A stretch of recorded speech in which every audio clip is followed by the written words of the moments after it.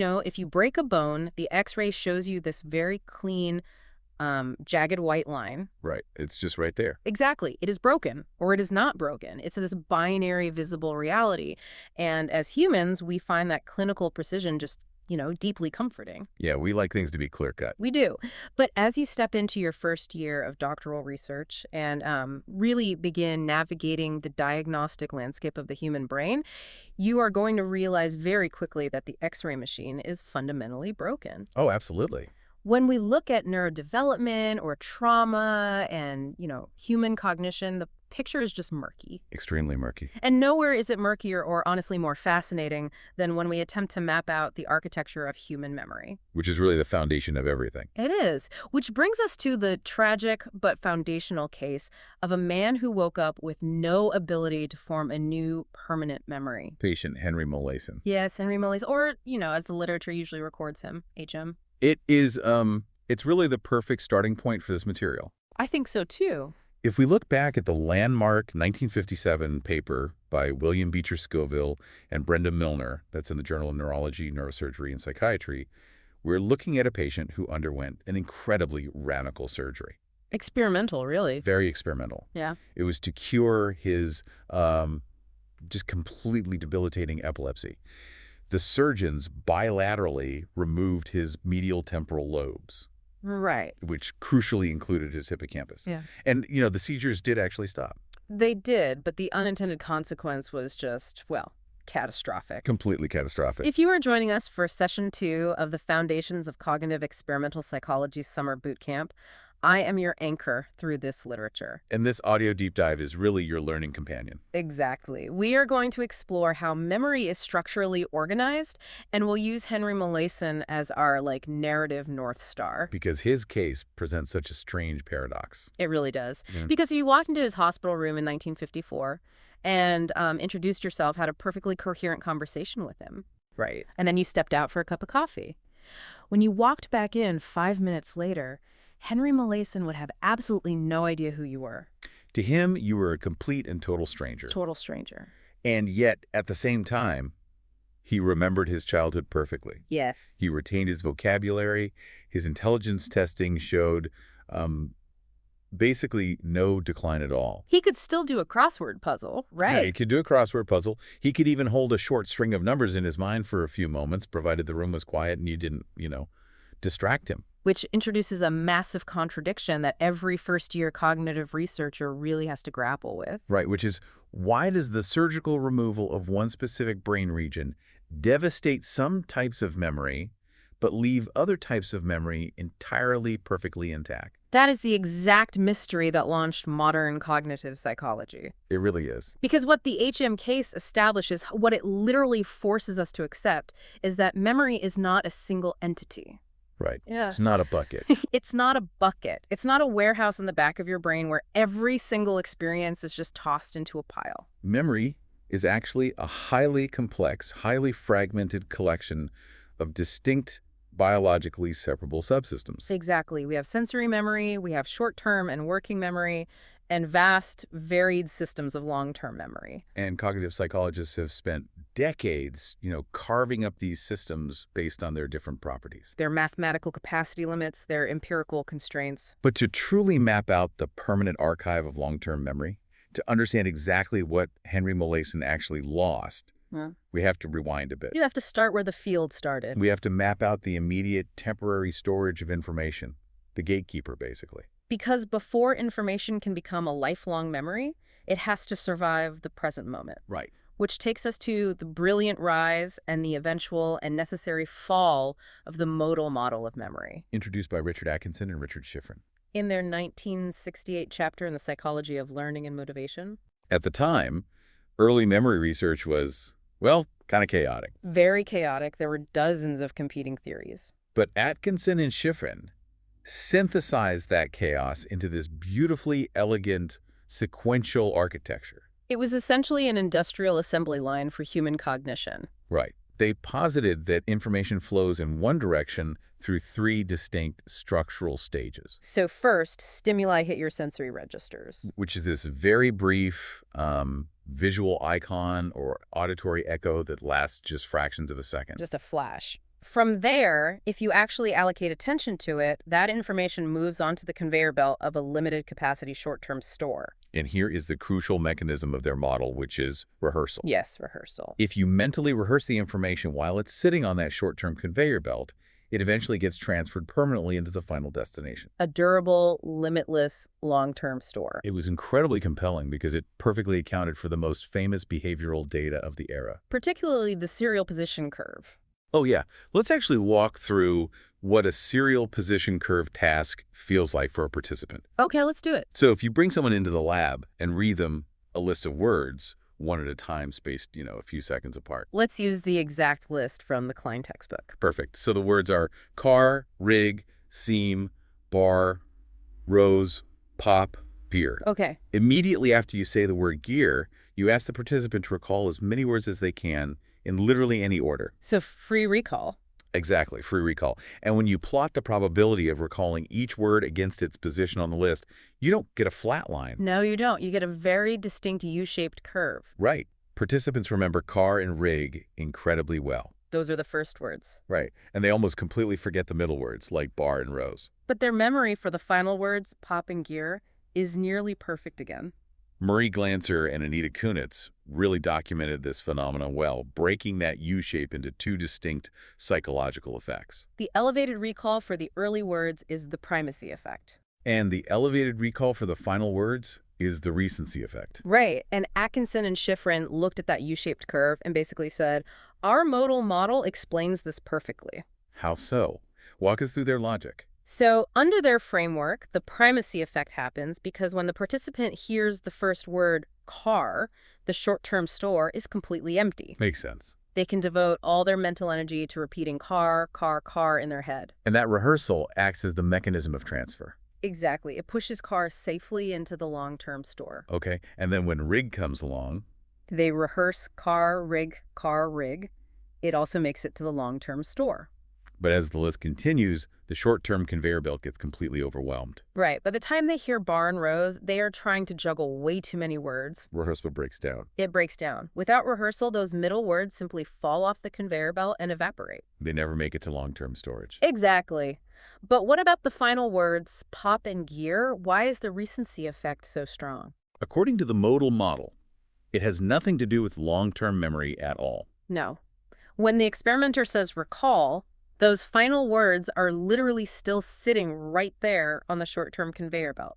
The participant just dumps them out into the world before they have a chance to fade. It is a stunningly clean explanation. It really is. Glanzer and Kunitz even tested it by introducing a delay. Oh, right, the backward counting. Yeah, if they made the participant count backward for 30 seconds after hearing the final word, the recency effect completely disappeared, Because the delay forced the short-term store to empty out. destroying the final words, but leaving the early words safely tucked away in long-term memory. It seemed to perfectly validate Atkinson and Schifrin's sequential architecture. It did. But, in science, elegance just doesn't guarantee truth. Unfortunately not.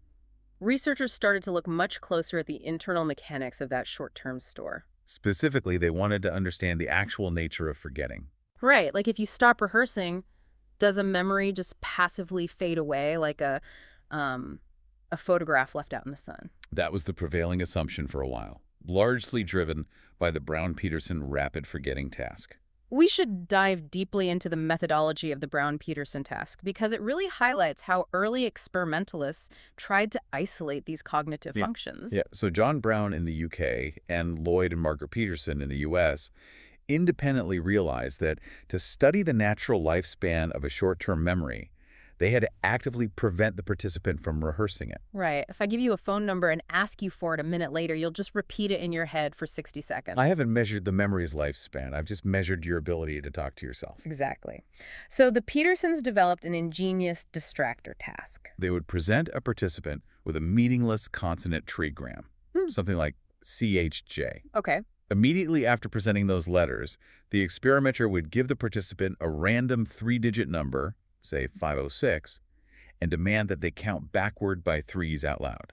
506, 503, 500, 497. It is an incredibly demanding cognitive task. It really is. You cannot mentally repeat CHJ while successfully subtracting threes out loud. Your internal voice is just completely hijacked. And after a variable delay of counting backwards, sometimes 3 seconds, sometimes 18 seconds, a light would flash. And the participant had to stop counting and recall the letters. And the results were pretty dramatic. After just 18 seconds of preventing rehearsal, recall accuracy plummeted to around 10%. So the Petersons concluded that short-term memory traces just suffer from spontaneous decay. Without the active maintenance of rehearsal, the biological signal simply degrades over time. And that conclusion stood for a few years.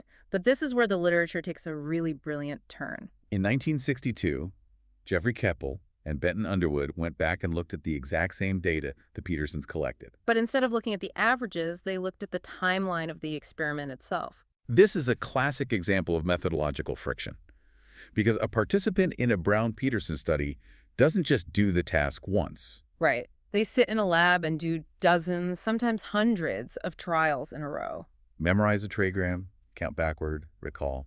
Memorize a new trigram, count backward, recall. Keppel and Underwood isolated the data from the very first trial of the session. And what did they find? On trial number 1, even after 18 seconds of counting backward, participants' memory for the trigram was nearly perfect. Wow. There was almost zero forgetting. Almost zero. That finding completely shatters the spontaneous decay hypothesis. It does.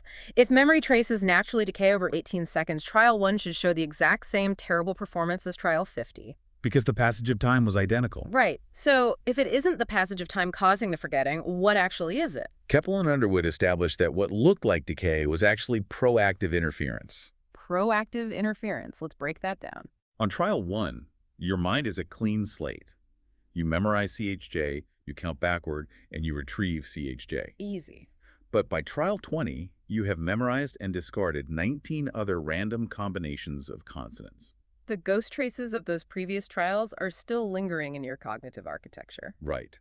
When you try to retrieve the target trigram on trial 20, the old memories literally reach forward and compete with the new memory. The mental workspace just becomes overwhelmingly crowded. So proactive interference demonstrates that short-term memory doesn't just passively fade away. No, it gets actively disrupted by competing information. This is a crucial moment for you, our listener, to just pause and think about the implications for the overall architecture of memory. Yeah, if memory were fundamentally one giant, undifferentiated system, everything would interfere with everything else equally. And a single biological failure would wipe out the entire system. Which brings us to the ultimate downfall of the modal model. As compelling as Atkinson and Shiffrin's 1968 assembly line was, the empirical pressure eventually just broke it. The fatal blow came not from a healthy laboratory task, but from clinical neuropsychology again. Let's look at the case of patient KF, documented by Tim Shallis and Elizabeth Warrington in 1970. So patient KF suffered localized brain damage following a motorcycle accident. And when Shallis and Warrington tested his memory, his profile was completely baffling under the modal model framework. Right. KF had a digit span of roughly 2 items. If you read him a list of numbers, he could only repeat back the last 2. His short-term memory capacity was essentially destroyed. He had no functional short-term conveyor belt. Now let's follow the logic of Atkinson and Shiffrin's sequential architecture here. Under the modal model, the short-term store is the mandatory gateway. It is the only path to the long-term store. So if we apply that logic to KF, a patient with a destroyed short-term store should be absolutely incapable of forming any new long-term memories. Right, they shouldn't be able to learn a new name or a new route to the hospital cafeteria or, a new fact about the world. But KF could form new long-term memories. He could. His long-term learning and retention were remarkably intact. He was in many ways the exact opposite of Henry Molaison. Yes, the mirror image. Wait, let me make sure I am mapping this friction correctly for our listeners. Go ahead. If the modal model is an industrial assembly line, and the short-term conveyor belt is completely broken in patient KF, how is anything getting to the long-term warehouse? Exactly. That is the realization that broke the model. KF's presentation definitively establishes that information must be able to reach long-term storage through alternate parallel pathways. It does not have to pass through a unitary short-term bottleneck. The strict sequential architecture of the modal model was just structurally incorrect. And the structural collapse was paired with a profound theoretical reframing by Fergus Craik and Robert Lockhart in 1972. They published a seminal paper in the Journal of Verbal Learning and Verbal Behavior Hmm? that argued the field was asking the wrong question entirely. This is the levels of processing critique. Craik and Lockhart essentially looked at the field and said, stop obsessing over structural boxes and conveyor belts. Stop trying to figure out where the memory is sitting. What matters is what the mind is actually doing with the information. Right. They propose that the durability of a memory trace doesn't depend on how long it sits in a short-term store, but on the depth of the cognitive processing at the exact moment of encoding. And to test this, they utilized incidental learning paradigms. They would bring participants into the lab and give them a series of orienting tasks without ever warning them there would be a memory test later. They manipulated the depth of processing across 3 distinct levels. At the shallowest end, they had orthographic processing. So they would show a word like table and ask, is this word written in capital letters? The participant just looks at the visual features of the font. They barely even have to read the word. Then moving a bit deeper, Craik and Lockhart forced phonological processing. They would ask, does the word table rhyme with cable? Now the participant has to mentally translate the visual letters into an auditory sound. But at the deepest level, they required semantic processing. They would ask, does the word table fit into the sentence? The man placed his coffee cup on the blank. Right. Now, the participant cannot just look at the font or sound out the syllables. They have to access the core semantic meaning of the word and evaluate its conceptual fit within a broader context. And after hundreds of these trials, the experimenters surprised the participants with a massive recognition test. And the results were definitive.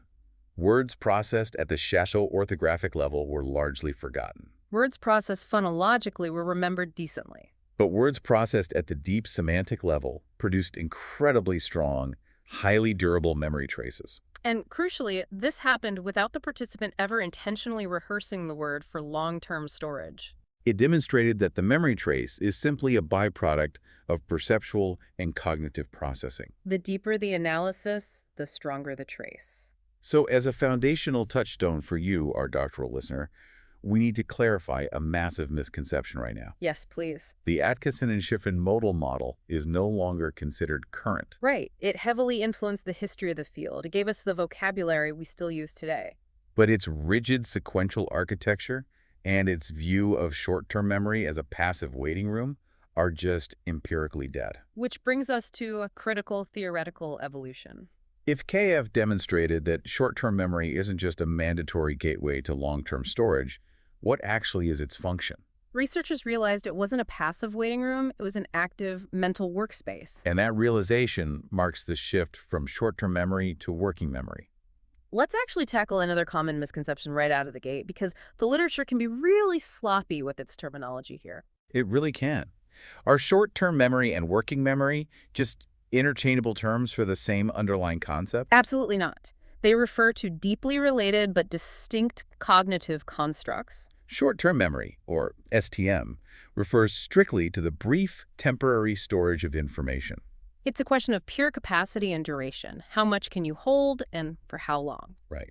Working memory, or WM, is short-term storage plus the active cognitive operations that manipulate, update, and process that information. Let's ground that in a concrete example. Okay. If I ask you to listen to the numbers 4, 7, 2, 9, and then just repeat them back to me exactly as I said them, you are relying heavily on short-term memory storage. You are just holding the echo. But if I give you those same numbers, 4, 7, 2, 9, and I ask you to repeat them back to me in reverse numerical order, now you have a much harder task. Oh, absolutely. You have to hold the numbers, actively sort them in your mind, decide that 9 is the highest, output it, inhibit the instinct to say the other numbers, and update your mental workspace to find the next highest number. That complex manipulation requires working memory. And the model that defined this modern era of research was introduced by Alan Baddeley and Graham Hitch in 1974. They proposed a multi-component working memory system to replace the unitary short-term store of the modal model. And to really build intuition for why the system has to be multi-component,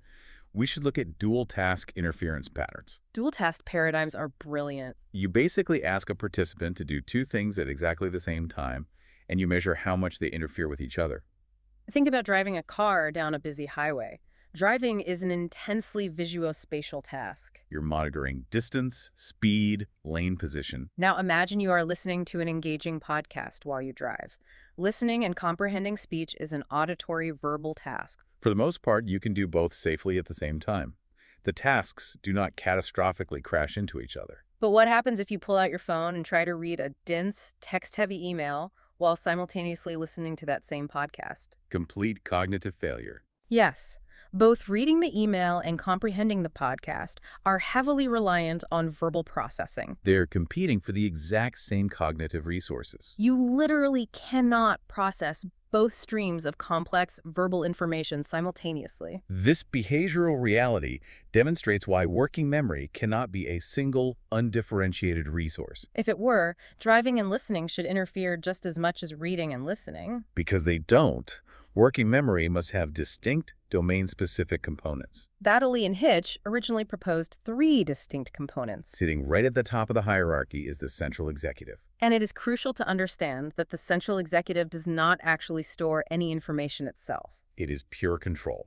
It acts as an attentional homunculus. Its job is to handle shifting attention between competing tasks, updating the contents of the workspace, and inhibiting inappropriate automated responses. Beneath the control of the central executive are 2 domain-specific slave systems that handle the actual storage. First, there is the visuospatial sketchpad. As the name implies, it temporarily holds and manipulates visual and spatial information. It is what allows you to mentally navigate your road home or picture the shape of a puzzle piece before you rotate it. And the second system is the phonological loop, which is dedicated to holding auditory and verbal information. And cognitive psychologists have spent decades tearing the phonological loop apart. We essentially have its fingerprints on file. If you run a memory experiment, we know exactly what the behavioral signatures of the phonological loop look like. There are 3 major fingerprints you need to recognize. The first is the phonological similarity effect. We touched on this concept earlier. If an experimenter gives you a list of words to remember that sound very similar to each other, Words like leak, peak, deep, heat, keep, you will make significantly more recall errors than if you try to remember a list of words that sound completely different. like car, rig, seam, rose, pop. And this happens even if the words are presented visually on a screen. Wait, real? Yeah. Why? Because your brain automatically translates the visual letters into an auditory code to store them in the phonological loop. And because the acoustic traces of leak and beak are so similar, they degrade and confuse each other in that acoustic rehearsal space. The second fingerprint is the word length effect. You can remember a list of short, single-syllable words, lip, bass, rain, duck, much better than the list of long, multi-syllable words. Like carpenter, radiate, thermostat, dinosaur. This is a fascinating architectural constraint. It demonstrates that the capacity of the phonological loop isn't based strictly on the sheer number of discrete items. Right. It is based on time. It holds roughly 2 seconds worth of spoken material. Take a 2-second tape loop in your head. You can articulate and fit a lot more short words into a 2-second window than you can long words. Which brings us to the third and really most definitive fingerprint of the system, which is articulatory suppression. Let's actually do this right now. If I ask you to memorize a list of words, but while the words are appearing on the screen, I force you to continuously say a nonsense phrase out loud. Like repeating over and over again without stopping. It completely destroys your ability to remember the list. But more importantly for the theory, articulatory suppression completely wipes out both the phonological similarity effect and the word length effect. Exactly. Why does saying that the neutralize those effects? Because you have essentially hijacked the mechanical vocal apparatus of the loop. You have disabled the rehearsal mechanism. By occupying the loop with garbage audio, the target words are forced to rely on other, much less efficient systems for survival. It is an incredibly elegant behavioral demonstration of the system's existence. But scientific models are never finished. They are living frameworks that require constant revision. And by the late 90s, Baddeley himself realized that the 1974 tripartite model was fundamentally incomplete. It had a binding problem. It couldn't explain how verbal information in the loop and visual information in the sketchpad actually talk to each other. Right. If they are completely isolated slave systems, how do you experience the world as a unified whole? And furthermore, how does this temporary workspace interface so seamlessly with the vast semantic knowledge stored in long-term memory? So to solve this, in the year 2000, Baddeley added a 4th structural component to the model. The episodic buffer.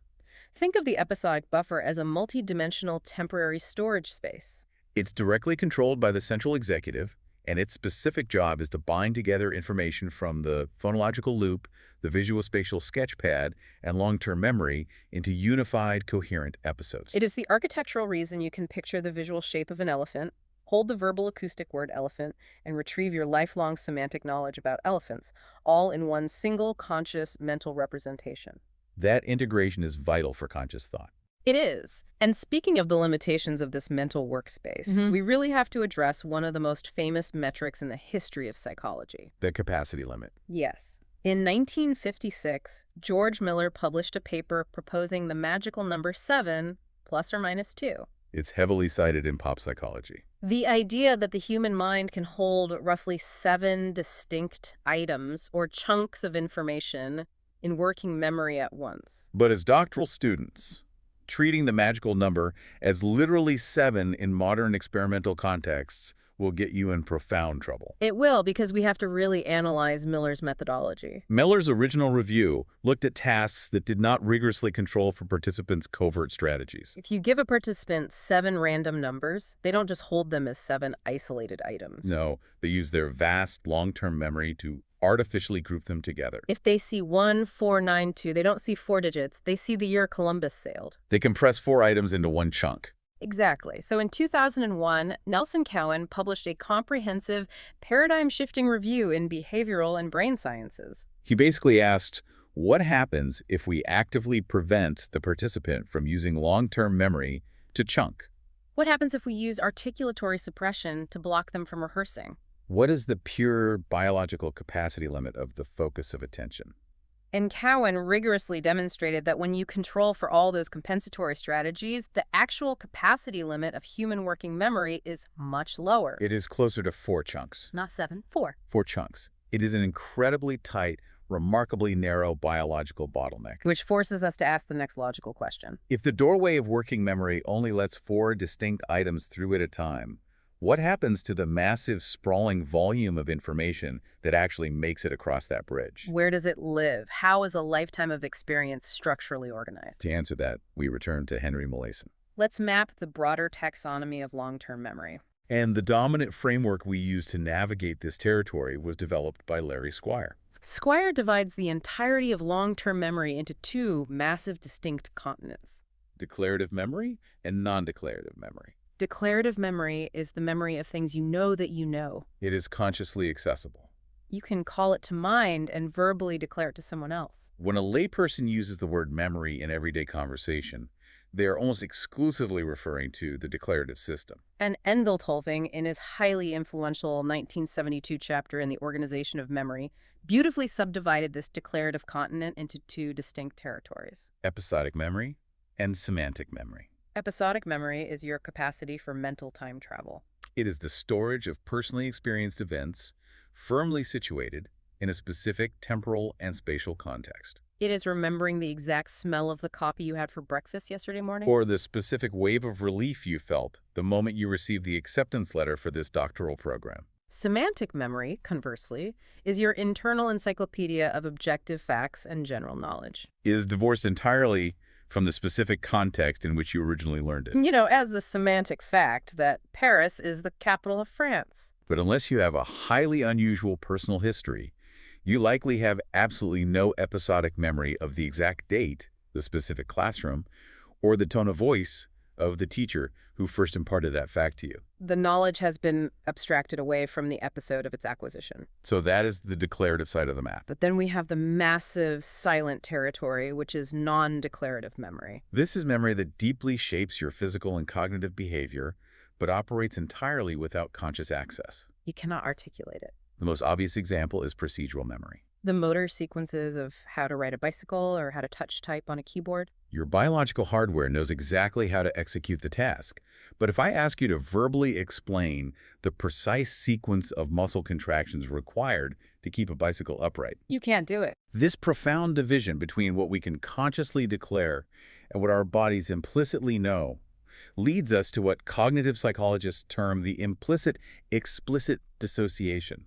This architecture was formally established in a foundational 1985 paper by Peter Graff and Daniel Schachter. In the Journal of Experimental Psychology, Learning, Memory, and Cognition. And here is a critical misconception to clarify. Do not make the mistake of thinking that explicit memory, which aligns with declarative, and implicit memory, which aligns with non-declarative, are just conscious and unconscious versions of the exact same underlying neural mechanism. They are not. Think of explicit memory like the text documents and photographs displayed on your computer screen. You can clearly see them, open them, and read them. Implicit memory is like the background operating system. You cannot read the underlying binary code consciously, but that silent code dictates exactly how the mouse moves and how the windows open. They are fundamentally distinct, biologically separable systems. To build intuition for how researchers actually measure that silent operating system, let's look at a concrete laboratory demonstration of implicit memory in healthy adults. Semantic priming. You imagine a standard experiment.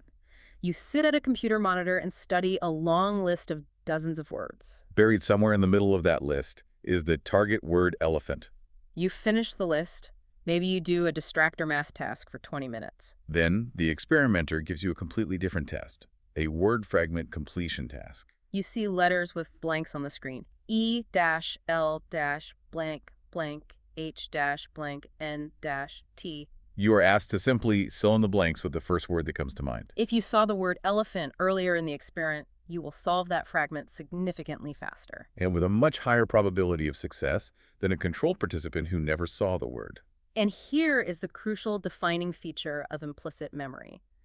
You will show this profound processing advantage, this priming effect, even if you have absolutely zero conscious, explicit memory of having seen the word elephant on the earlier study list. The prior exposure physically altered the weights of your neural networks, facilitating your future cognitive processing without ever requiring your conscious awareness. The traces of our experiences alter our future behavior implicitly. And this brings us right back to the tragedy and the scientific revelation of patient Henry Molaison. What did H&M's case teach the field about this architecture that decades of studying lesions in animal models simply could not? The limitation of an animal model is that you cannot ask a rat to tell you about its childhood. No. You cannot ask a rat to distinguish between its explicit recall and its implicit facilitation. With H&M, researchers had a human being who could verbally report his conscious internal experience. And what they discovered was the ultimate clinical demonstration of the explicit-implicit dissociation. Because H&M had his bilateral hippocampus removed, his explicit declarative memory was utterly destroyed. He couldn't form a single new episodic memory. He couldn't remember what he had for lunch,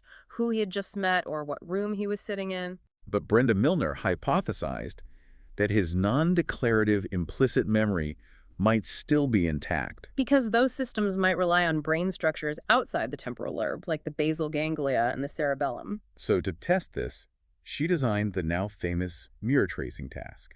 She placed a piece of paper with two concentric outlines of a star in front of HM. She gave him a pencil and asked him to draw a line between the two outlines.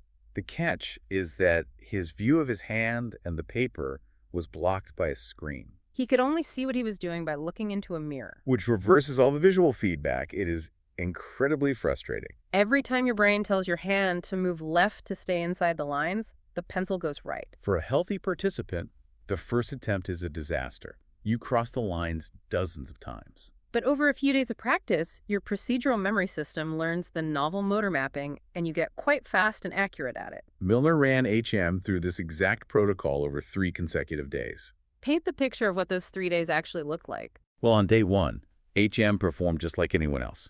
He was terrible at it. He made dozens of errors. Okay. On day 2, he sat down, and his error rate plummeted.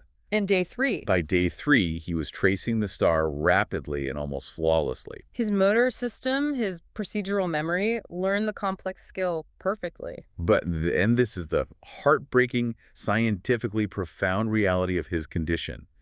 Every single time Milner placed the mirror and the paper in front of him, even on day 3 when he was performing flawlessly. HM sincerely and accurately reported that he had never seen the past before in his entire life. He had absolutely zero declarative episodic memory of the previous days of agonizing practice. Yet his procedural memory manifested the learning perfectly. It definitively establishes that the hippocampus is absolutely essential for the formation of conscious, explicit memory. But it is entirely unnecessary for implicit motor learning. The systems are biologically separable. The HM case is foundational to everything we do. It is.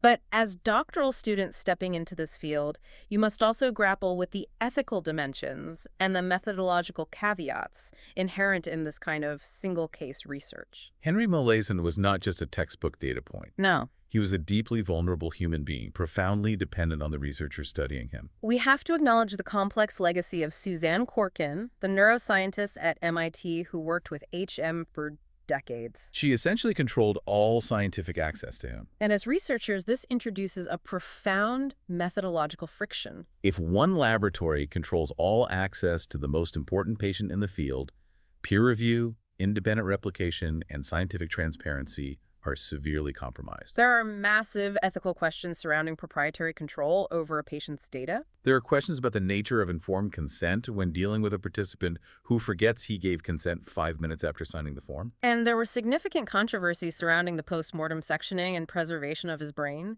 Methodologically, it serves as a vital caveat for your own future research. You cannot build an entire science on the architecture of a single patient. Case studies like KF and HM are incredibly powerful for generating hypotheses. They point a spotlight at exactly where the cognitive system fractures. But findings from single case studies require rigorous methodological triangulation. You must verify those clinical findings using other methods. You need to look for converging evidence using functional MRI in healthy populations, behavioral dual-task paradigms, and carefully controlled animal models. You have to ensure that the deficit you are observing is truly representative of human cognitive architecture and not just an idiosyncratic, highly specific quirk of that one patient's unique brain damage. And that imperative for rigorous verification brings us to the crucial question of measurement.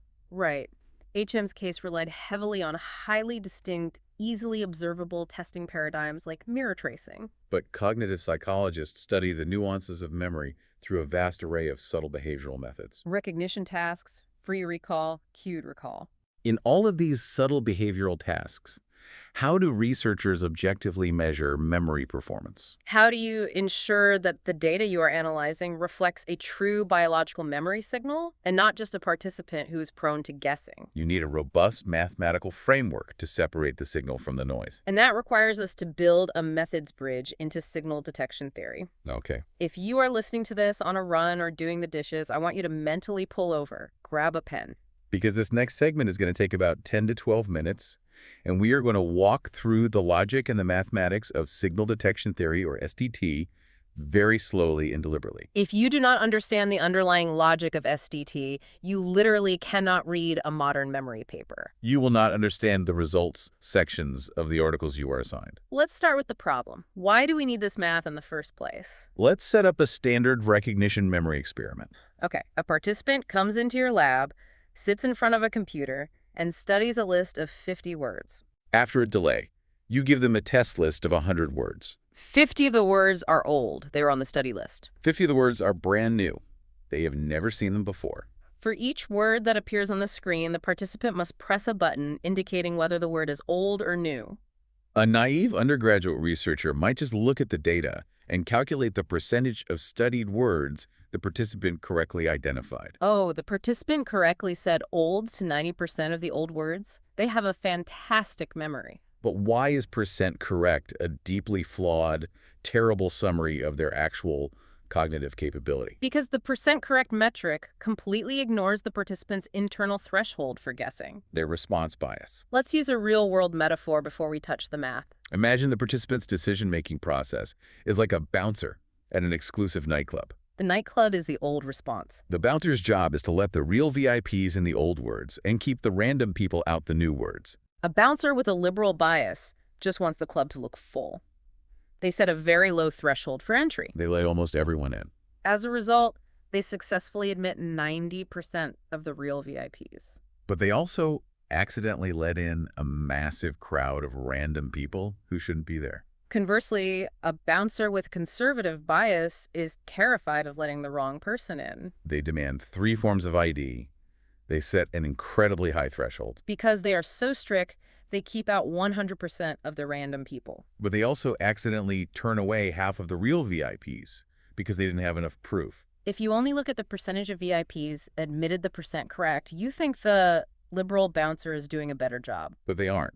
They just have a lower threshold for saying yes. To accurately evaluate the bouncer's actual ability to discriminate a VIP from a random person, independent of their threshold, we need the SDT framework. An SDT forces us to look at the 4 possible outcomes of any single trial. Outcome 1.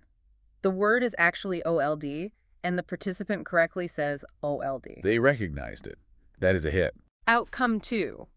The word is actually OLD, but the participant incorrectly says NW. They forgot it. That is a miss. Outcome 3. The word is actually NW, and the participant incorrectly says oldie. They claim to remember a word that was never there. That is a false alarm. And outcome 4. The word is actually NUW, and the participant correctly says NW. That is a correct rejection. SDT takes these 4 outcomes and uses them to compute a mathematically pure measure of true discriminability. It calculates the actual distance between the noise in the participant's head and the true memory signal. We call this discriminability measure D prime. Let's actually work through the math aloud using a concrete example drawn from the Stanislaw and Todorov 1999 paper in Behavior Research Methods. That is a foundational text for this. Imagine we have 2 participants in our lab, participant A and participant B. Okay. Both of them have a hit rate of exactly 90%. They both correctly said old to 90% of the old words. Under the flawed percent correct metric, their memories look completely identical. But let's look at the other side of the matrix. They're false alarms. Participant A has a false alarm rate of 10%. They only accidentally said old to 10% of the new words. Participant B, however, has a false alarm rate of 50%. They looked at the brand new words and incorrectly said old to half of them. Clearly, participant A has a much sharper, better memory. Participant B is just acting like the liberal bouncer, guessing wildly and letting everyone into the club. We compute D prime to mathematically quantify this true difference in their underlying memory strength. The formula for D prime is relatively simple once you understand the distributions. It is the z-score of the hit rate minus the z-score of the false alarm rate. Let's unpack what a z-score is doing here. SDT assumes that familiarity is distributed like a bell curve in normal distribution. Most items have an average level of familiarity, with a few items feeling very unfamiliar and a few feeling intensely familiar. A z-score simply translates a probability like a 90% hit rate into a distance along the x-axis of that bell curve. So let's do the math for participant A. They have a 90% hit rate. If you look at a standard normal distribution table, a probability of 0.90 corresponds to a z-score of roughly 1.28.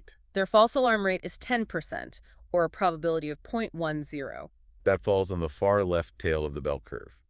The z-score for 0.10 is negative 1.28. So, to find D prime, we take the hit rate z-score and subtract the false alarm z-score. That is 1.28 minus negative 1.28. The two negatives mathematically cancel out, so it becomes 1.28 plus 1.28. Which gives us a D prime of exactly 2.56. Excellent. Now let's run the exact same calculation for participant B. Their hit rate is still 90%, so their hit rate z-score is still 1.28. But look at their false alarms. Their false alarm rate is 50%, or 0.50. A probability of 50% is dead center, right at the peak of the normal distribution. The z-score for the exact center of the curve is 0. For participant B, D prime equals 1.28 minus 0. Which leaves a final D prime of 1.28. So when you were reading a results section in a journal, what do these arbitrary D prime values actually mean? A D prime of 0 means performance is at absolute chance. The participant has 0 discriminability between old and new items.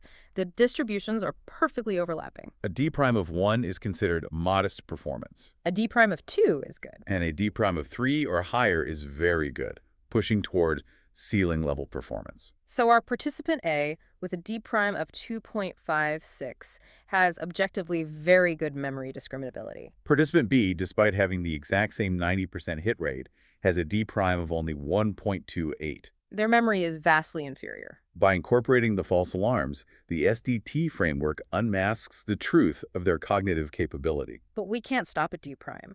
There are a few advanced SDT concepts that doctoral students need to master to handle real-world data. We mathematically quantify their discriminability, but how do we mathematically quantify their bouncer strategy? How do we measure their guessing habit? We do that using the bias parameter, denoted as C. The parameter C measures a participant's overall internal tendency to say old versus new, entirely independent of their true underlying memory signal. Mathematically, it locates the exact placement of their decision threshold relative to the intersection of the new item and old item distributions. If a participant calculates a negative value for C, it indicates a liberal bias. They are trigger happy. They require very little internal feeling of familiarity before they're willing to say old. If they calculate a positive value for C, it indicates a conservative bias. They demand a massive amount of memory evidence before they are willing to endorse an item as old. And as you start running your own participants, you will inevitably run into a practical mathematical nightmare: the boundary value problem. What happens if a participant is so good that they have a 100% hit rate? Or so careful that they have a 0% false alarm rate. If you try to calculate the z-score for exactly 1.0 or exactly 0, the math literally breaks. A probability of 1.0 corresponds to a z-score of infinity. You cannot subtract infinity from infinity in your statistical software. Right, so researchers are forced to apply a boundary value correction. You never enter 1.0 or 0 into the algorithm. You adjust them slightly inward based on the total number of trials in the experiment. For example, if you have 50 new items, instead of entering 0 false alarms, you might enter 0.5 divided by 50. This small correction caps the z-score at a manageable finite number at the tail of the distribution, allowing the d-prime calculation to actually run. Finally, we must explicitly address the core assumption underlying everything we just calculated. The equal variance assumption. Standard d-prime math assumes that the variance, the width, or the spread of the noise distribution representing the new items is exactly equal to the variance of the signal plus noise distribution representing the old items. It assumes that studying a list of words simply adds a constant uniform amount of memory signal to every single item. But does it? Does human memory work like a perfectly uniform spotlight? In reality, almost never. Studying a list of words usually increases the mean signal strength, but it also increases the variance. Some words grab your attention and get a massive memory boost. Other words you barely process, and they get almost no boost. As a result, the old item distribution usually becomes much wider and flatter than the new item distribution. The variance is unequal. And I will explicitly flag this right now for you, the listeners. Session 3 of this bootcamp will extend this specific statistical framework using receiver operating characteristic, or ROC, analysis. ROC analysis is a more advanced technique specifically designed to test that very equal variance assumption. And provide a much more nuanced, accurate picture of underlying memory strength. But you cannot understand an ROC curve if you don't first understand the hits and false alarms of d'. Take a deep breath. That was a rigorous climb through the methodology, but it is absolutely essential for the work you will be doing. Let's provide a strong recap of the intellectual journey we mapped out today. We started by exploring the changing structural architecture of memory. We saw Atkinson and Shiffrin's modal model with its elegant sequential assembly line, and we watched it fracture under the weight of empirical evidence. We saw how Keppel and Underwood revealed proactive interference in the Brown-Peterson task. How the devastating deficits of patient KF established that the short-term gateway wasn't mandatory. And how Craik and Lockhart shifted the field's focus from structural boxes to the depth of cognitive processing. From there, we traced the evolution into the modern era with Baddeley and Hitch's dynamic working memory model. We learned that working memory isn't just storage. It is storage plus complex manipulation directed by the central executive. We examined the distinct fingerprints of the phonological loop, the visual storage of the sketchpad, the binding role of the episodic buffer. And we rigorously recalibrated our understanding of biological capacity from Miller's casual 7 down to Cowan's heavily controlled 4 chunks. We then ventured into the vast permanent territories of long-term memory, navigating Squire's taxonomy of declarative versus non-declarative systems.